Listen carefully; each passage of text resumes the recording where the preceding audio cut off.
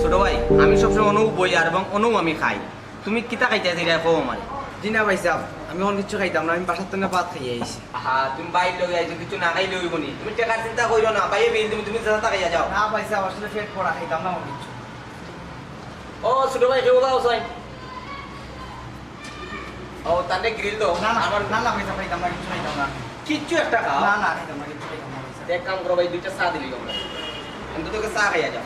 যাও ভাই আমার লাগে দুইটা চা দিও